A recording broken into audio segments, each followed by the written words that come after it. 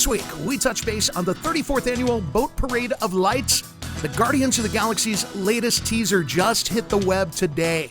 And of course, it's pretty great. And Drake and I are going to dig into our opinion on the big CW DC Universe crossover of last week. All this and more on this week's Have a Geekcast.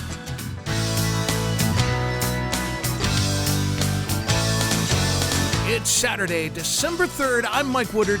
And that guy right over there, that's Drake Finney. Drake, what's up, buddy? I've been hugging a bottle of hot chocolate since last night. Well, it's a little cold here in the tri-state area. Yes, it is. All right, Drake, let's touch base on the Boat Parade of Lights now. Last night was the first night, and tonight's the next, right? Yeah, last night was the first night, and it was, because of the wind that was down here. Remember, we're dealing with boats in a very tight channel. Only the little boats were able to come out. You had some of the pontoon boats and a couple of smaller ones, but we didn't get the big decorative houseboats that usually will out there, or the sailboats, and that was because of the high winds. Now, tonight, we're trying for night 2. The winds have died down a bit, but we're hoping that all 50 boats will be able to get out. If you are not wanting to brave the elements, and last night, hey, I understand. That was one. We had 200 people show up out there to watch it in person, but it was a little chilly and windy out there. You can go to the Have a Geek podcast webpage as well as to the Facebook page, and right there we will be streaming live the 34th Annual Boat Parade of Lights. So you can definitely check it out, and then we come back and we upload the replay because it is a little hard for a signal in the middle of the water. But by all means, if you can't join us out there in person, join us online. Right now, last night's show has had over 2,000 viewers, so we know people are enjoying it and getting out to watch it. So if you don't want to brave the elements, by all means, join us online. Yeah, but braving the elements, there's some goodness to be had there, because it's such a good time every single year. Everybody gathers together out by the water. And how did it go last night, man? What did we see? Last night we saw the, this is done by the London Bridge Yacht Club. We saw them wheel out their big Eagle boat, and we saw a lot of pontoons, including the Denise's Day boat, come out, and they just did an absolute fabulous job. They didn't do the full course because going out to the other side of the channel would have blown them around pretty good, but they came out from the marina, under the bridge, around the bridge a couple times. They actually looped twice for everyone to see. And boy, I tell you, they were shouting to the beaches on both sides, and the beaches both sides were shouting back. And it just very festive and very fun atmosphere. And a couple times I got shouting at the boats and totally forgot to move the camera. So I apologize for that, but it was just a great time down there. Okay, so what's the best time for everybody to show up to get the good seats, and what time is it going to kick off? Kicks off at 6:30. If you're going to be on the English Village side, I would say get down there probably about 6-ish. If you are on the wanting to brave the island side, where the Heat Hotel was and the old fudge factory used to be, then I would say you could probably push it about 6:15 out there. And if you want a really great view, of course, you can always stop at the Heat Hotel's bar, as well as even Papa Leone's Pizza up there, and have a dinner and a show. There you go. Now, Drake, I know you've been a busy man today. Have you had a chance to see the new teaser trailer for Guardians of the Galaxy Volume 2?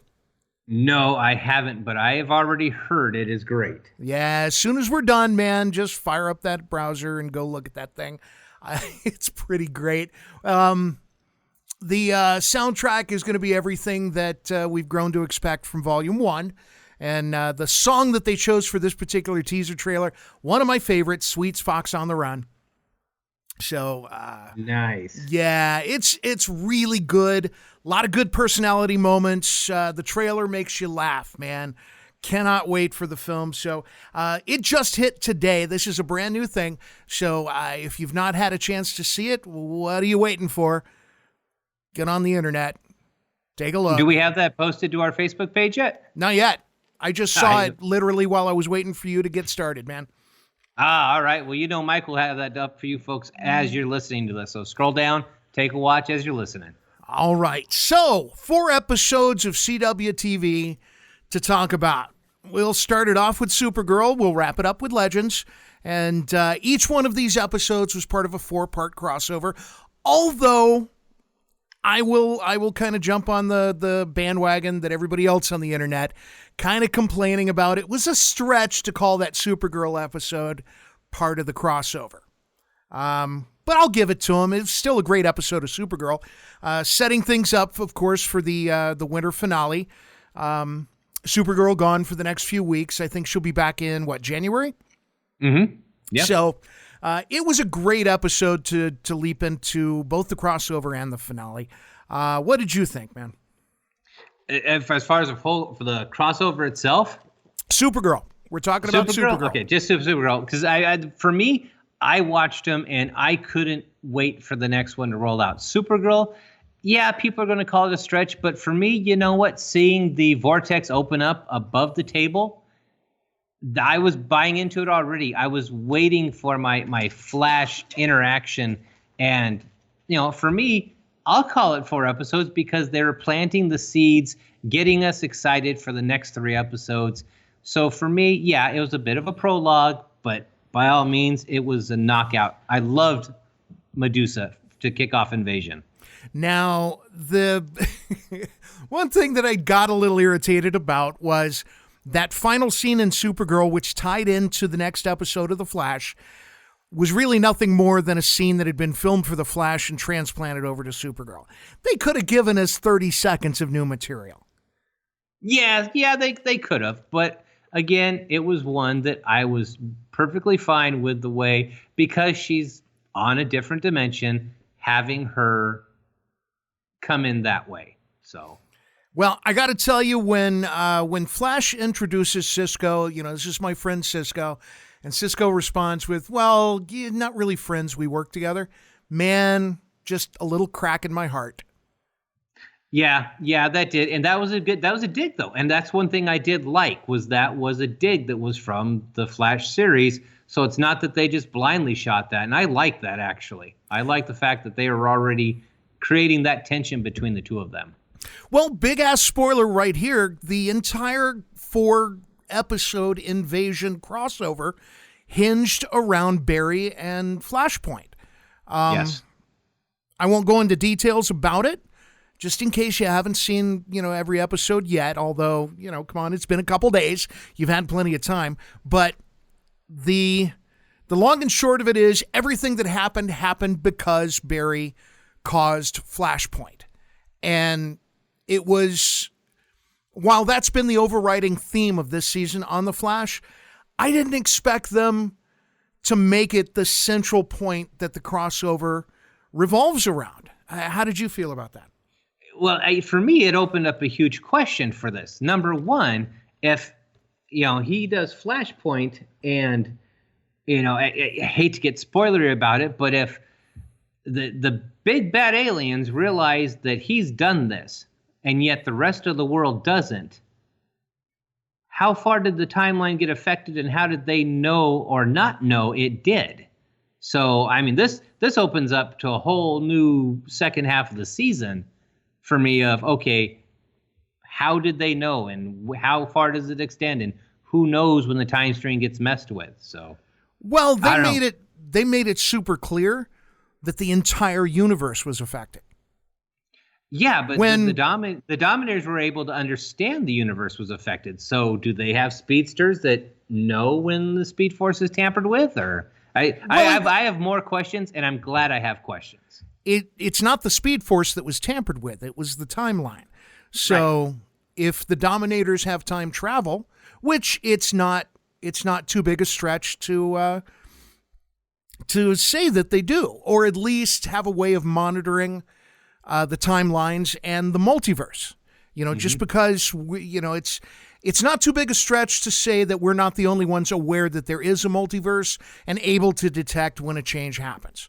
So, well, one thing I picked up on, I want to see if you did, when they asked Supergirl if she had known about the Dominators, and she talked about them being on her home world.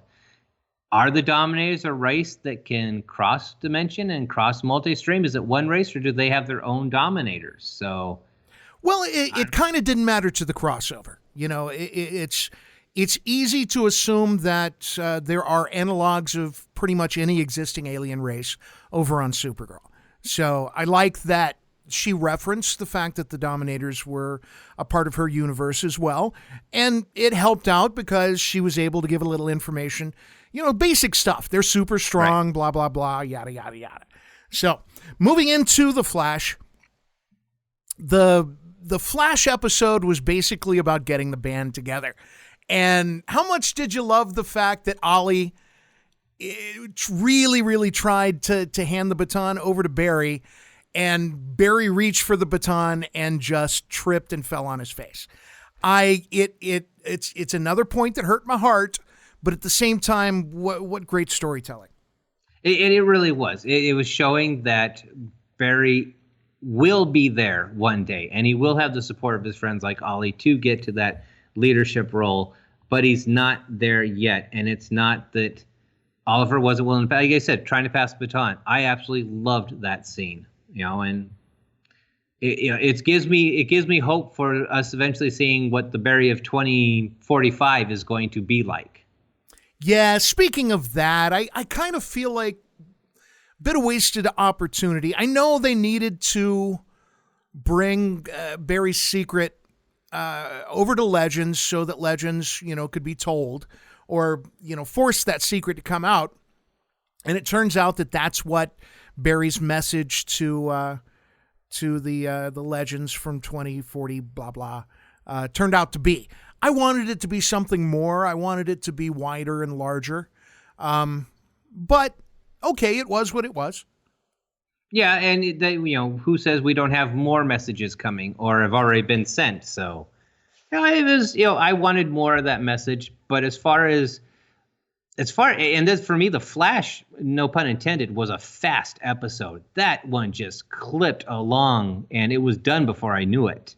So much going on in there. Mm-hmm. Now, moving on to Arrow. What a great 100th episode. Super, super sentimental, which is the kind of thing you don't, I don't want to say that we don't expect it from Arrow, because that is a show with a lot of heart.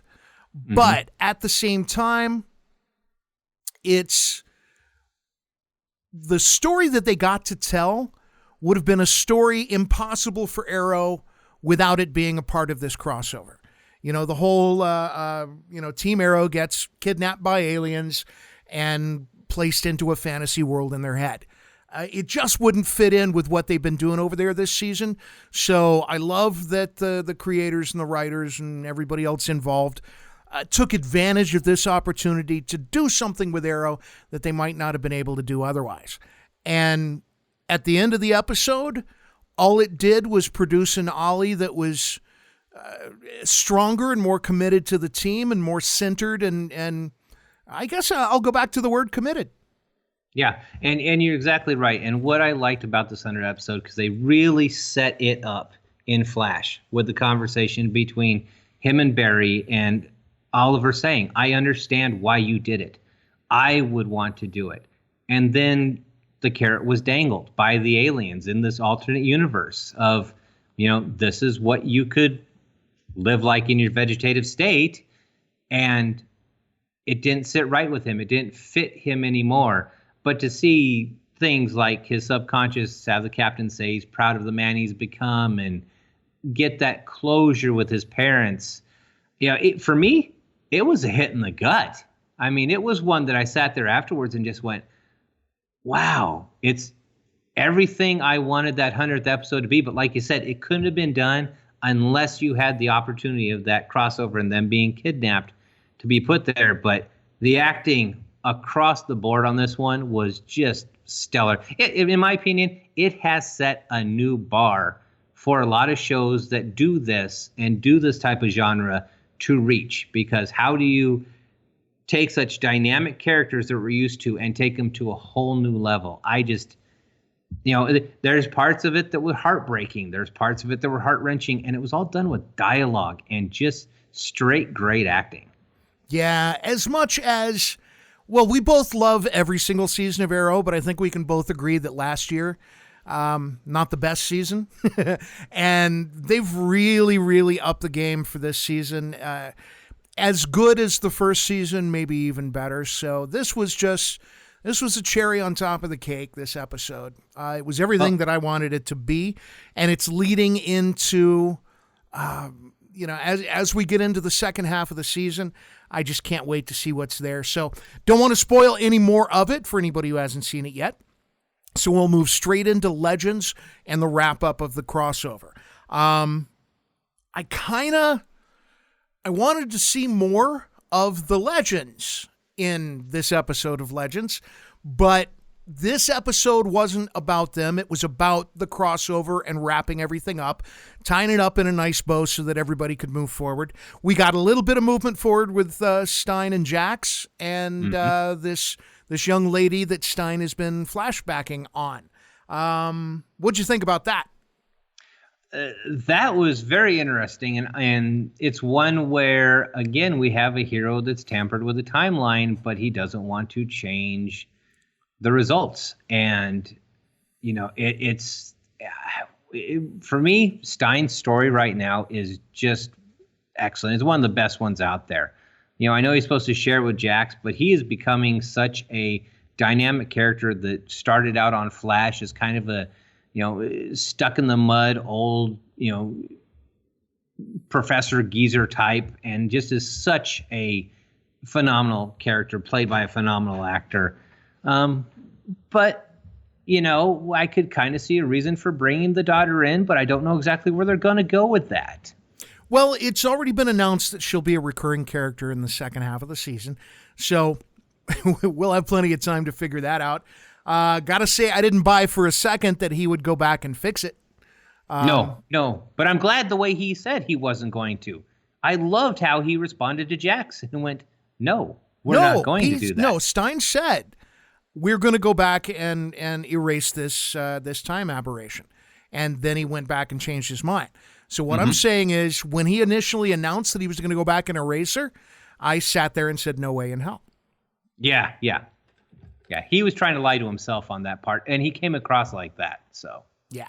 So moving into the meat of the episode itself, two sort of through points there, getting us through to the end. First of all, this was Barry's chance to atone, and the decision that he made to sacrifice himself was so much Barry Allen. I think it was, if not the previous episode, maybe the episode before, somebody somewhere making a comment about Barry said the phrase that Barry's true superpower is hope.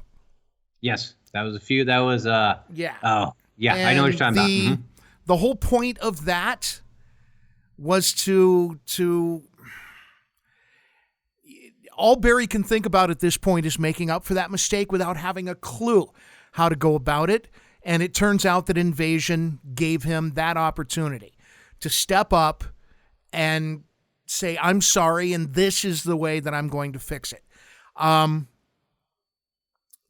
that tied into the decision that Cisco makes to save the alien and all the repercussions that causes, and the fact that Cisco is able at the very end of the episode to say to himself, okay, I changed the timeline. I made a huge mistake, and all I was trying to do was to make things better. That sounds real familiar.